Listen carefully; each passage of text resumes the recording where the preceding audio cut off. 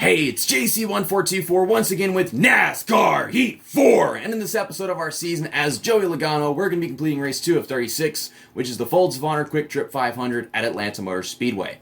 I've got my red, white, and blue Spider-Man jacket, and we've got the red, white, and blue AAA insurance car, and he also has a AAA like auto club driving company car thing, and it's also AAA, but it's a completely different company. And I'm surprised that he happens to have that much of a coincidence whenever it comes to sponsorship. You can see it right here. It looks exactly the same, but it's a completely different thing.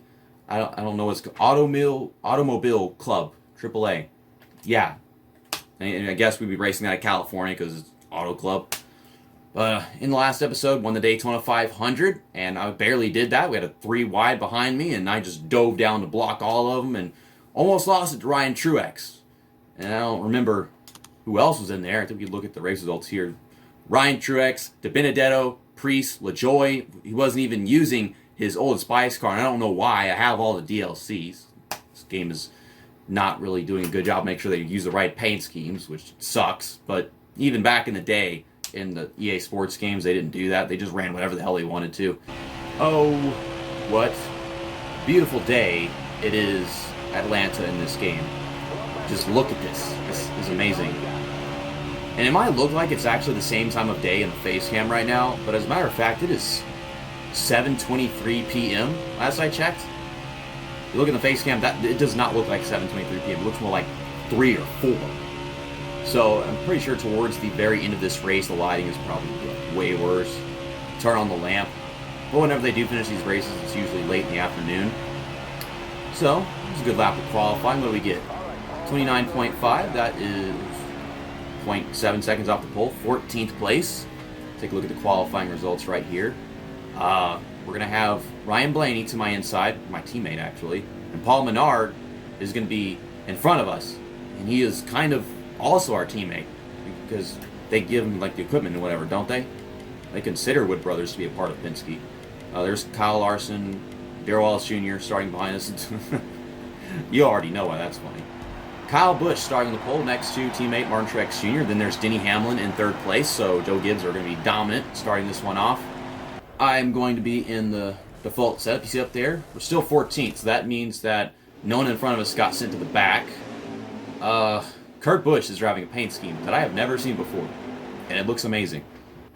Ricky Stenhouse Jr. got sent to the back because he failed the optical scanning station multiple times. Joey Gase got an engine change. I can't imagine how Joey Gase has a team that can give him an engine change whenever they don't have that much money to begin with. Like, how do they even have an extra engine? But for the first time, the green flag is out for a race that's not at a super speedway this season. On these intermediate tracks. We got 10 laps in the first stage. There's Kyle Larson and Bubba Wallace, both driving McDonald's cars. Did they actually do this in reality?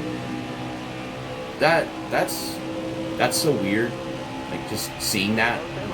Two McDonald's cars start right next to each other, and then being Kyle Larson and Bubba Wallace. I'm so confused right now. Kyle Larson wants to give me a push. I don't know if that counts or not. I'm going to go 4 wide off of turn 2 to start the first lap. I almost did. Just going to stick to the bottom. Try not to bounce off the apron. Well, I don't bounce off the apron, but I drive up the track because of my bad angle entry. Go 3 wide off of turn 2. Try not to get into Alex Bowman. Okay, so Kyle Larson pulled back. If you angle it right, you don't have to let off the gas at Atlanta. Dive on in and stick it to the bottom. Don't bounce off the apron though. Bouncing off the apron is the new hitting apron, and it's not nearly as bad as driving off the apron and then immediately spinning afterwards. I like this improvement, but at the same time, if you play this game after not having played NASCAR Heat Evolution, NASCAR Heat 2, 3, or any other EA Sports game where you hit the apron and wreck, you come into this game, you bounce off the apron and you hate it and you think it's so freaking bad, but this is still way better than this crap that we had before. Because it's not as punishing. You drive on the apron, you spin immediately versus just kind of bouncing off of it. And I just hit Chase Elliott because they're all clogged together. But you can see up front it's spreading out, and I kind of like that because in NASCAR it always spreads out just a ton. Oh my goodness! Hitting Clint Boyer to the outside while I'm 14. Speaking You have Tyler Reddick. Tyler Reddick is actually up here. I'm kind of surprised. Because you don't expect Tyler Reddick to actually run well. It's like random drivers in random places sometimes. Like, we're going to see Parker Kligerman start on the pole at some time this season, for all we know. With Kyle Busch running the outside line, this is actually allowing me to catch him really quickly. And they do that in real life. They don't just run the bottom, every single one of them at Atlanta. I think the bottom of the track wears down the tires faster in reality, and the outside, it's slower, but it's better on your tires. At least I think that's how it works. So it makes sense that we're faster down here, but we're steering way more and putting a lot more pressure on the tires. So it makes sense. If you think about it, I guess this is realistic. Now I'm just trying to see if I can make this work. Comes to the outside, I think he can come off the corner better than us, but going in, we can get a lot more on him. And wow, I've destroyed the tires just trying to get past Kyle Busch, I'll tell you that much. So this game feels realistic in that sense. And I'm just trying to stay in front of him for the next lap and a half without blowing the damn tires. So we're definitely getting pit stops after stage 1. You know we're not catching Truex.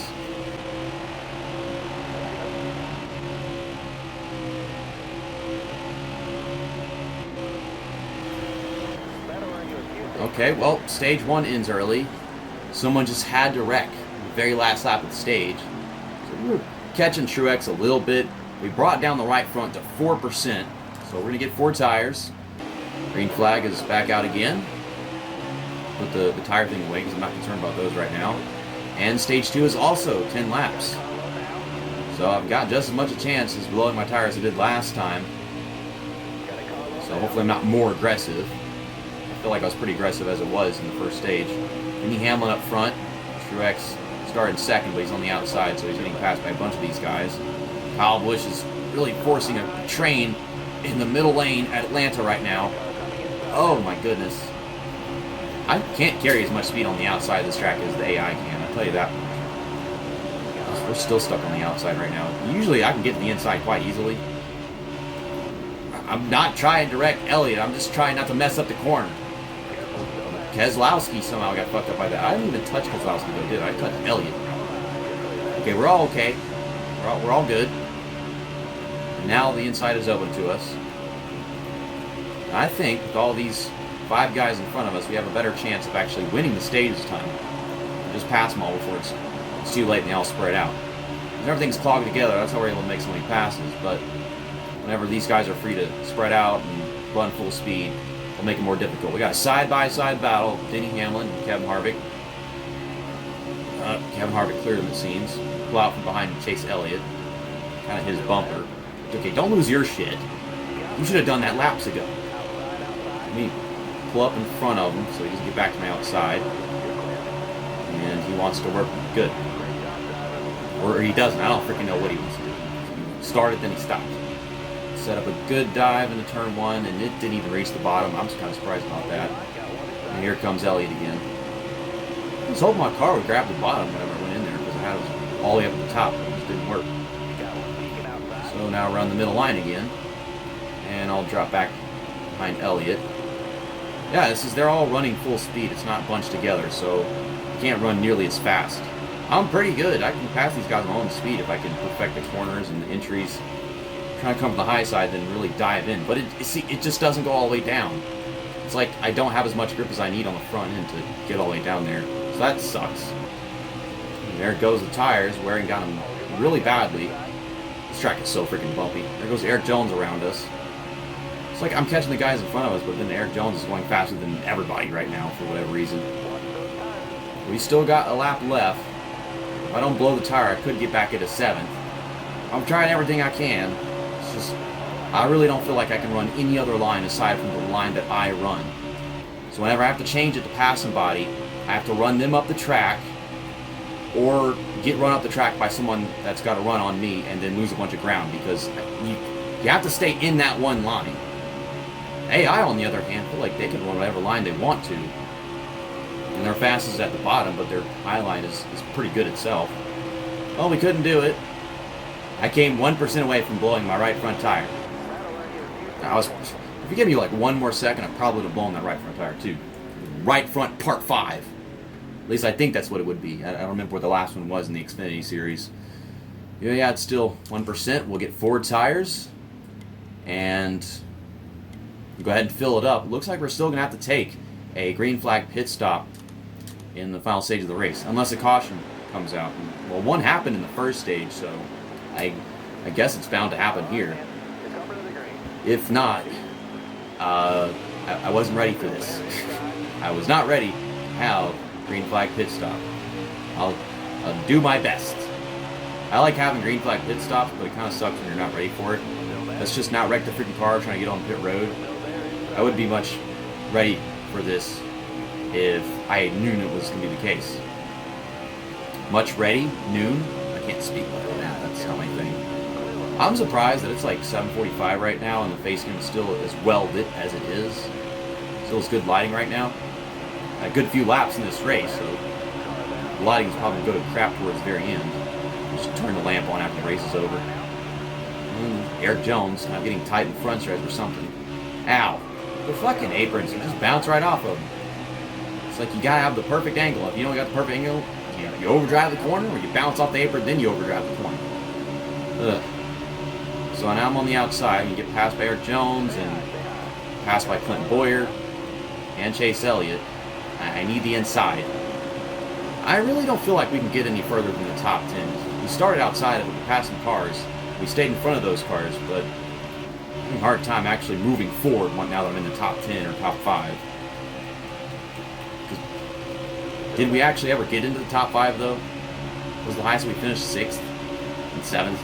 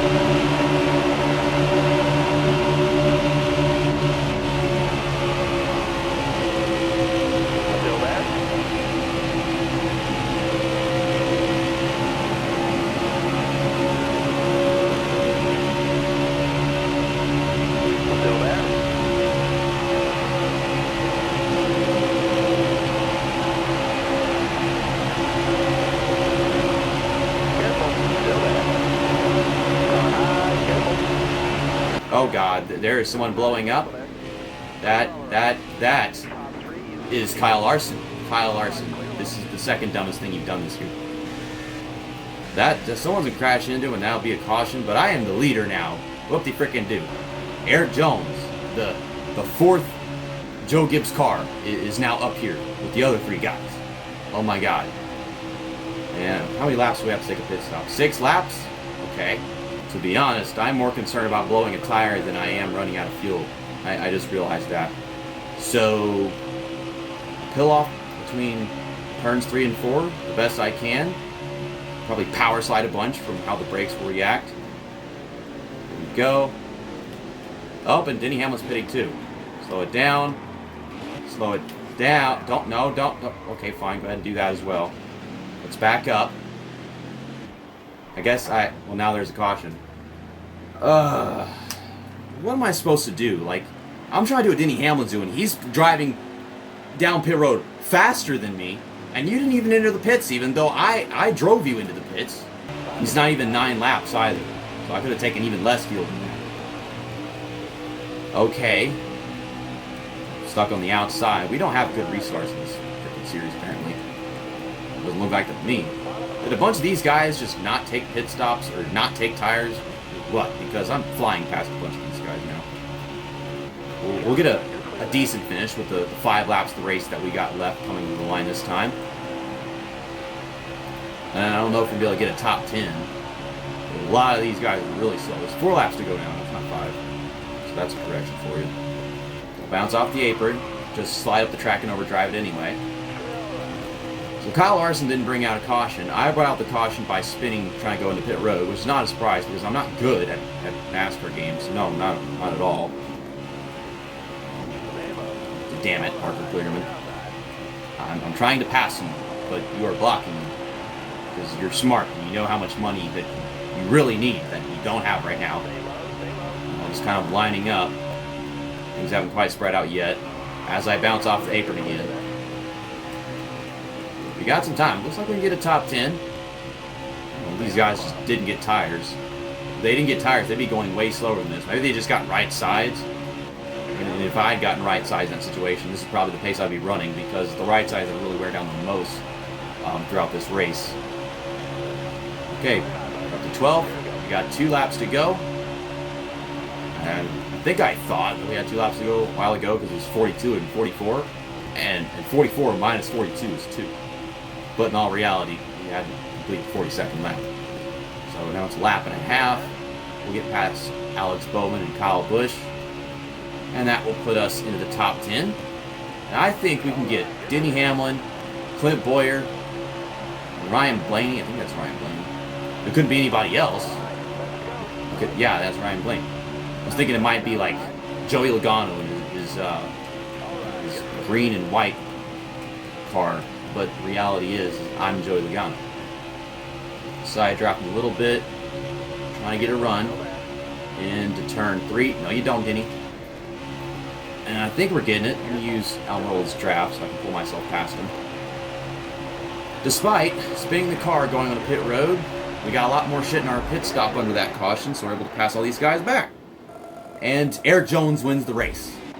What a surprise. He just climbed his way through the field and wound up beating all those Joe Gibbs cars, and I was not expecting that to even be possible. This game is such a work of art. I freaking told you guys, we start this video, it looks like 3 o'clock, and just like that, it looks like it's 8 o'clock. When in all reality, I started at 7:30, 7:45. But, you know, whenever the sun goes down, it's a big difference. Eric Jones with the win, of course. Keselowski second. Truex, the other Joe Gibbs driver, in third. Then there's Denny Hamlin. He won both the stages, finished 8th. And Kyle Busch, 11th. So they all start up there, but things, you know, they kind of got filed out by that final restart. And then I guess other things unfolding throughout the race. In the first couple of stages, they seem to all still be up there, though. It's Dale Wallace Jr. He started right behind us with Kyle Larson. He finished 20th. And, yeah, Kyle Larson, he blew up, and then he tried to wreck the whole field, 39th place. And Matt Tifft was the other guy, brought out the caution beforehand.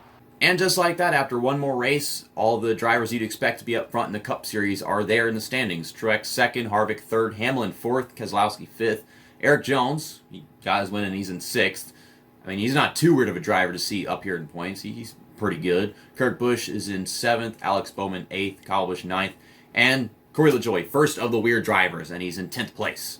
You can't expect him to last up here that long. It looks like he only got like 18 points in this race because he finished pretty good in Daytona 500. You know that much, getting his stage points and everything. In the next episode, we're going to Las Vegas. You'll see that tomorrow for the Las Vegas 400 or the Pennzoil 400, whatever you call it, presented by Jiffy Lube. And we're going to use the regular yellow car that he won here with in 2019. I think he used this same car in 2020, and then he won the race again. I could be incorrect, though. I remember he was running really well because Las Vegas is one of his good tracks, and you got to do good there whenever the race is sponsored by your sponsor on your car. See you next time. That's that, and episode over.